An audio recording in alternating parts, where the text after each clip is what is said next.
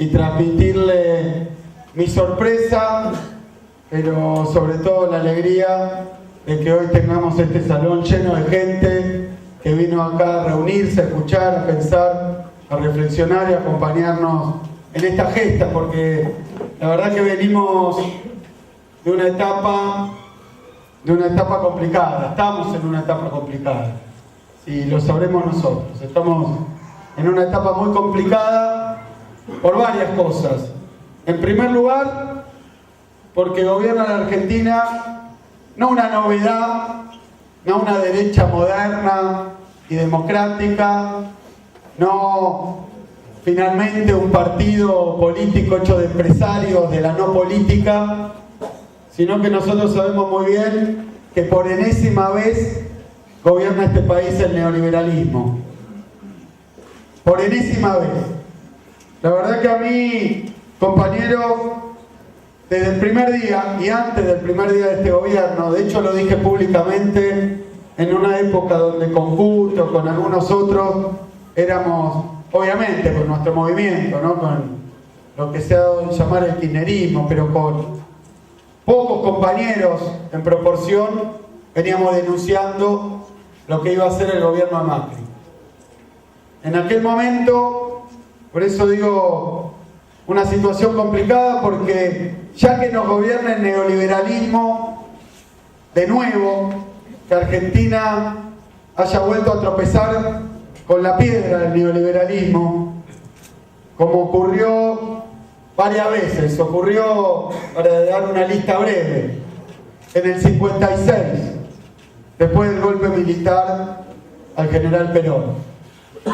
Después, durante toda esa etapa, un neoliberalismo ligeramente distinto al que vino después, pero con una de sus expresiones más violentas y espantosas, después del golpe de Estado, otro gobierno peronista en el año 76.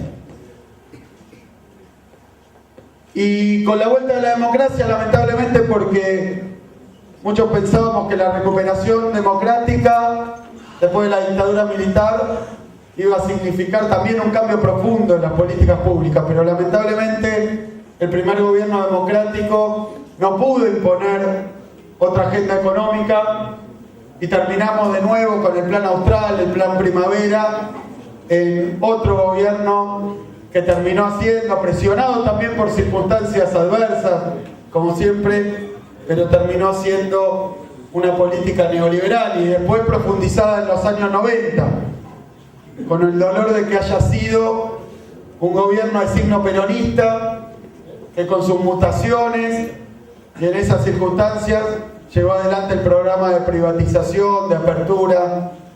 Es decir, que esta no es la primera vez que gobiernan los neoliberales. Pero nos trae, obviamente, una profunda pena y un profundo dolor que de nuevo nuestro país haya caído bajo las redes de los programas neoliberales. Ahora, mucho más inquietud y viene a adicionar un tremendo malestar para todos nosotros que ese gobierno se haya presentado a elecciones y haya, aunque sea por una escasísima diferencia, ganado un comicio. Es decir, que el neoliberalismo parecía volver con novedades, parecía volver de la mano de un gobierno electo por las urnas. Yo traigo la revolución de la alegría, todos hubieran pasado y le hubieran dicho: pero usted no es el hijo de Franco Macri, el que tanto robó y tanto estafó este país. Pero no fue en un cajón de manzana hacia la intemperie con un megáfono. Era en los canales de televisión, era acompañado por los periodistas teóricamente más prestigiosos de este país. Era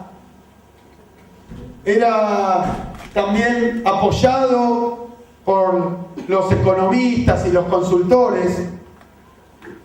Eso en el discurso positivo, y en el discurso negativo, con la complicidad de un sector del Poder Judicial que contribuía a desprestigiar y a perseguir ya desde antes que ganaran, a todo dirigente opositor del campo popular. Es decir, se montó una estafa orquestada, planificada, de una dimensión gigantesca, para que pueda llegar a ganar la elección Mauricio Macri. Nos va a llevar mucho tiempo y espero que lo vertiginoso de la historia, de la agenda esa superficial en la que uno está todo el tiempo enredado, no nos quite el tiempo necesario para reflexionar de nuevo cómo fue que se montó esa estafa.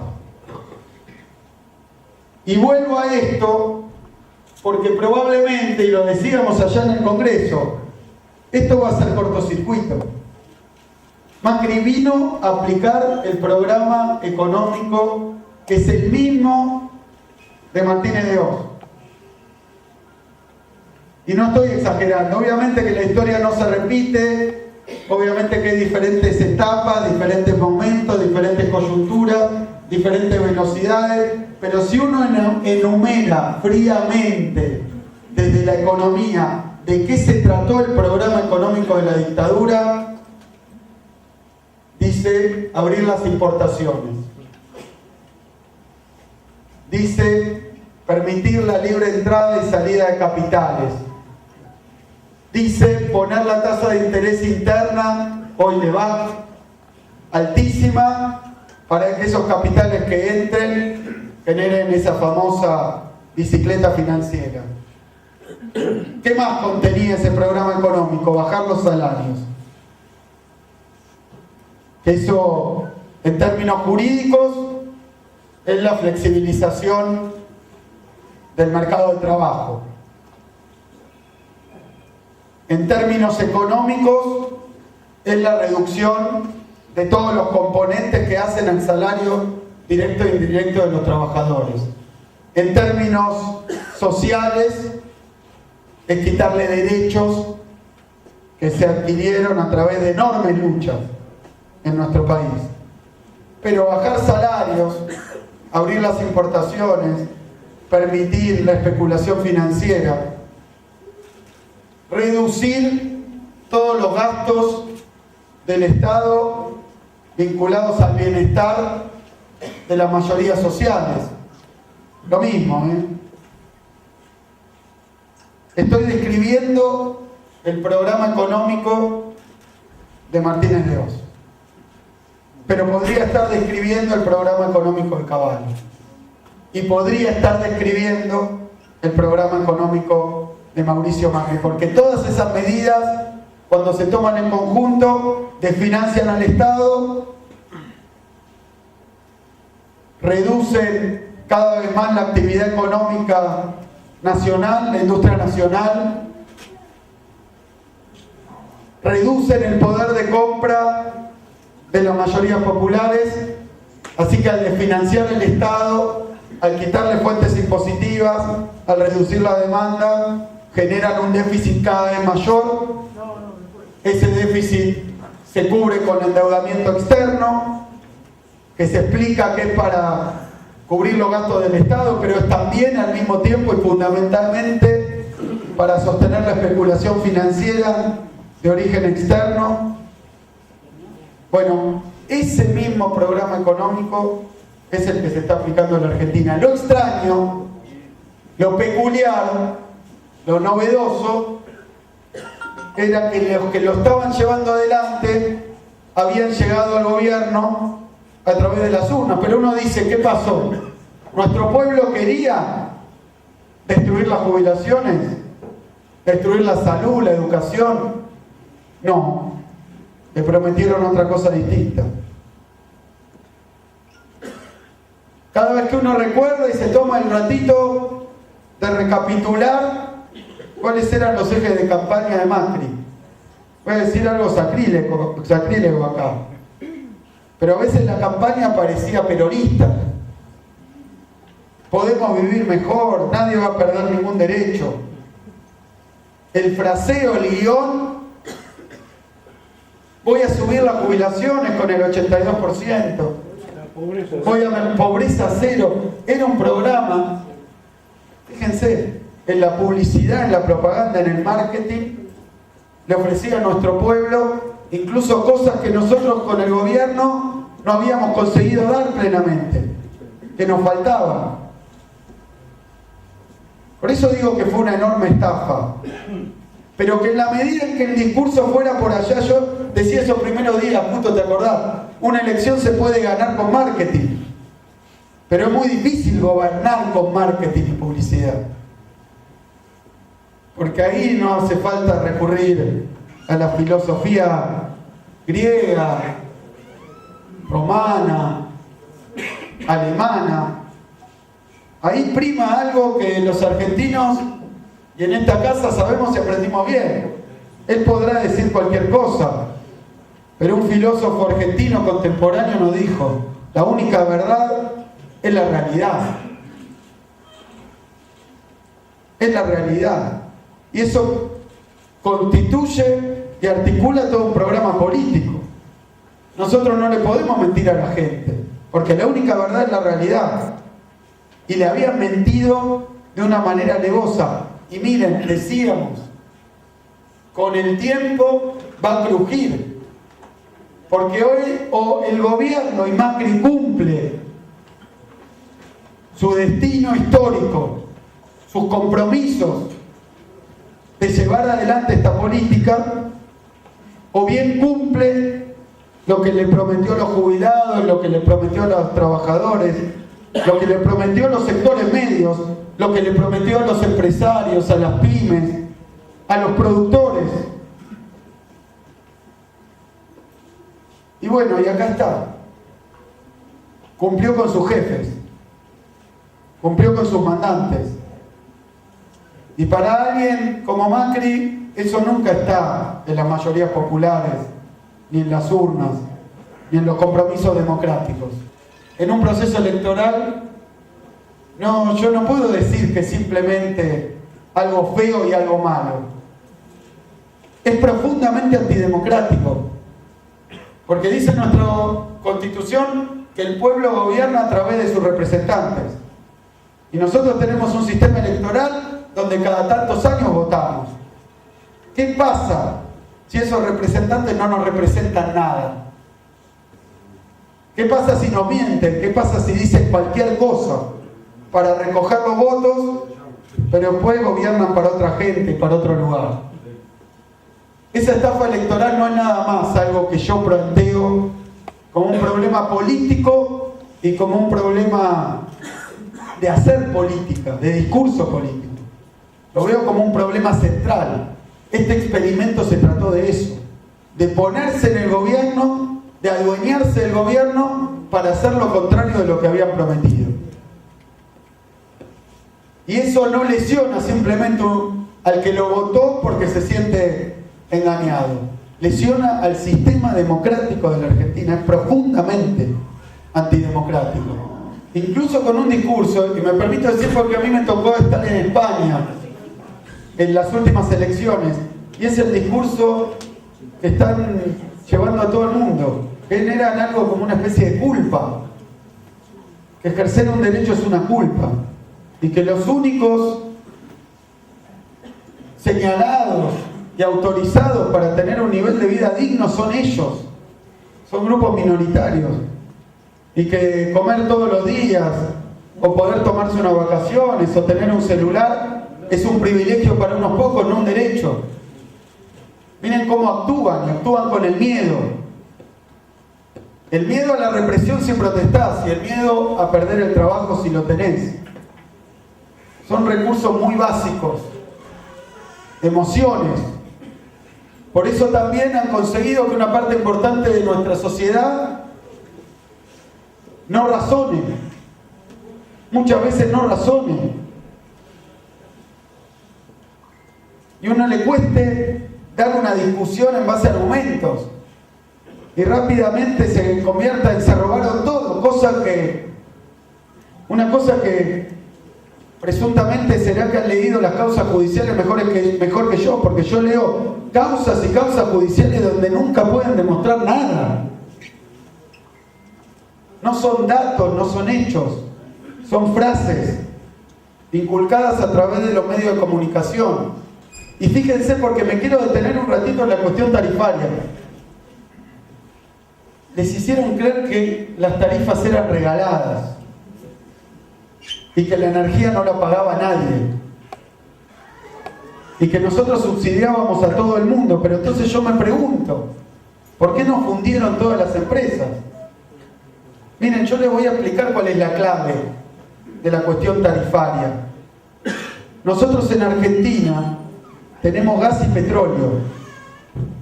Y el gas y petróleo no es de las empresas que lo explotan, es de la sociedad, particularmente de las provincias, pero es de los argentinos.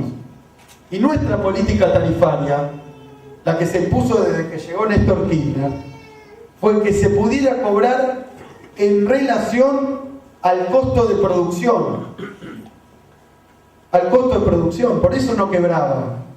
Porque lo que se les pagaba es lo que cuesta sacar gas en la Argentina, que es nuestro gas. ¿Qué pasaba? Era más barato eso que importar, por ejemplo, como le pasa a Chile o le pasa a Uruguay, que no producen y entonces todo lo importen. Y como en los 90 habían privatizado las empresas y habían entregado los recursos, entonces las empresas privadas, entre ellas y principalmente Repsol, a cargo de YPF, lo que exigían era que se le pagara a ellos, no lo que les costaba sacar el petróleo y el gas de la Argentina, sino lo que costaba en el mercado mundial. Y les voy a dar un ejemplo. Sacar gas, la unidad de gas en la Argentina salía $1.90 o menos. Importarlo salía $17. Y entonces, ¿qué hicieron? Dejaron de explorar, dejaron de producir, empezaron a desabastecer. Ustedes se acordarán que cada fin de semana largo, ¿se acuerdan? Colas y colas porque no había nafta. Y nos decían, no hay porque no hay. Y cuando empezaron a desabastecer, se tomó una decisión. Ellos llaman subsidio, que es seguir cobrándole a las empresas argentinas y a las familias argentinas no el costo de importar, sino el costo de producir acá. Y la diferencia es lo que pagaba el Estado. Y uno dice, entonces qué despelote, porque te producían menos, te desabastecían. Y entonces había que importar y cada vez iba a haber que importar más. No, ¿saben qué? En el medio de eso se tomó una decisión para terminar de cuajo con esa situación que venía de los 90. Y esa decisión, lo que pasa es que era una decisión complicada, riesgosa, explosiva. Lo que había que hacer era recuperar YPF. Si se recuperaba YPF, se iba a poder empezar a invertir. Y acuérdense, desde que se recuperó YPF, yo fui el primer interventor, junto con Julio Devido de YPF. Desde que se recuperó YPF, milagro. Nunca más faltó nafta en los surtidores. Es decir, que no había un problema real. Había un problema generado para obligarnos a comprar combustible en el exterior. ¿Saben qué pasa? La solución era sencilla. La solución era sencilla. Lo que se necesitaba era algo que pocas veces hubo en este país, era el coraje y la decisión política de recuperar YPF. Por suerte teníamos a la compañera Cristina Kirchner. Y fíjense, el 90% de la energía se producía acá. Y ese 10% que se importaba era esos subsidios. ¿Qué hizo Macri cuando llegó? Decidió cobrarles a todos los hogares, a todos los ciudadanos, a todos los argentinos, el precio de importación. Eso es lo que está pasando. Dolarizó las tarifas y le transfirió a los argentinos un costo muchísimo mayor. Pero claro, el que sigue sacando gas y petróleo acá en el país, ahora se lo vende a todos ustedes a precio internacional. Pasamos de recuperar YPF, ponerla a producir y recuperar el autoabastecimiento y subsidiar a la gente para que no pague por el quilombo que nos armaron esas empresas, a que los usuarios subsidien a las empresas para que tengan ganancias extraordinarias. Eso es lo que está pasando con las tarifas. Dolarizaron las tarifas, las pusieron a precios internacionales, no invierten más, no producen más, interrumpieron el camino al autoabastecimiento y ahora resulta que en vez de que se subsidiaba al ciudadano, se subsidia a la empresa y sale del bolsillo del ciudadano. Díganme si no es una estafa. Díganme si no es una escandalosa estafa.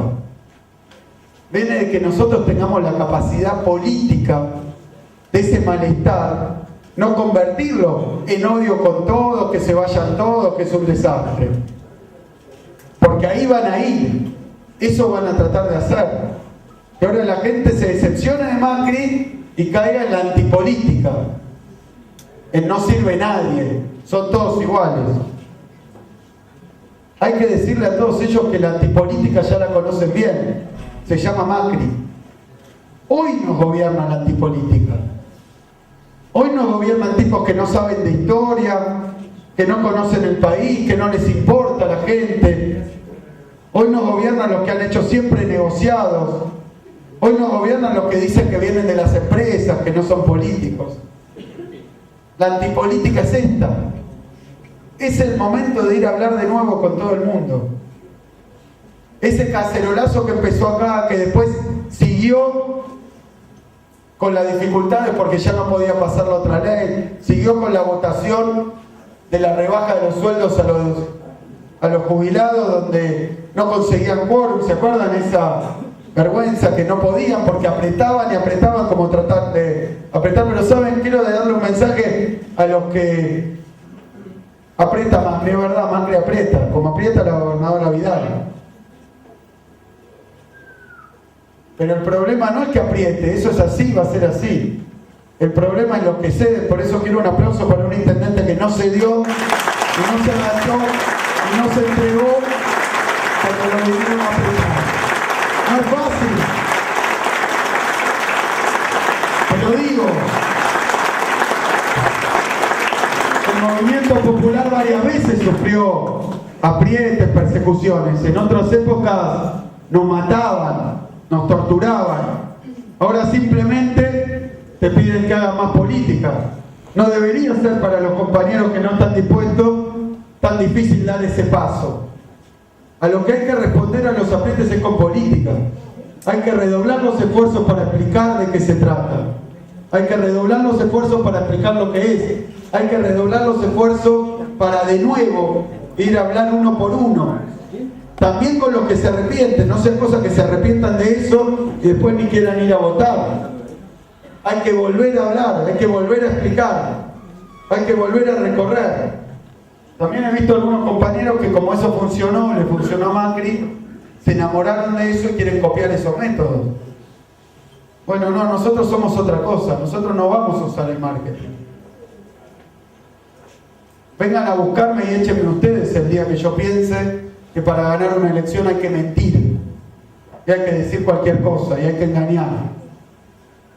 Nosotros somos de otra tradición, de otra escuela.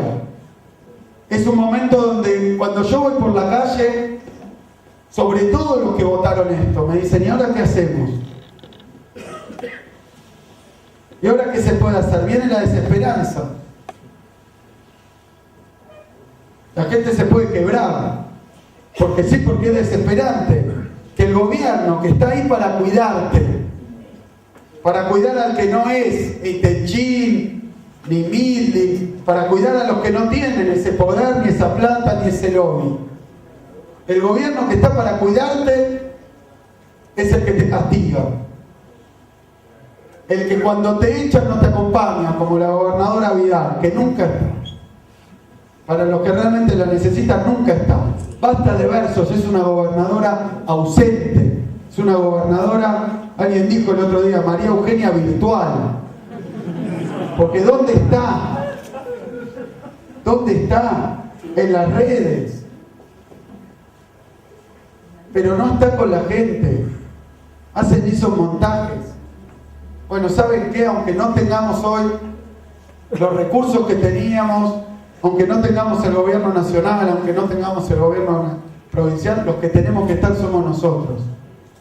Yo los llamo a que redoblen el esfuerzo, a que le den esperanza a nuestro pueblo, porque esto quiere decir que hay un único camino. Y hasta nos la hacen fácil.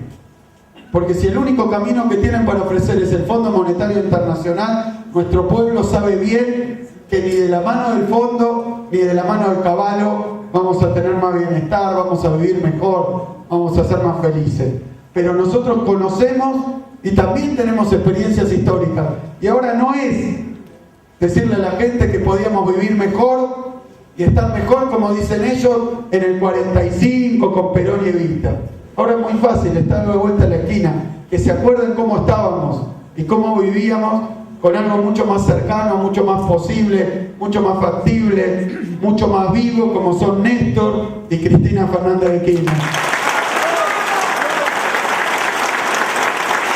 No hay que ir a los libros de historia, basta poner YouTube y ver que poníamos satélites en órbita y ver que abríamos universidades. ¿Dónde está esa gobernadora que la quiere cerrar porque piensa que los pobres no son dignos?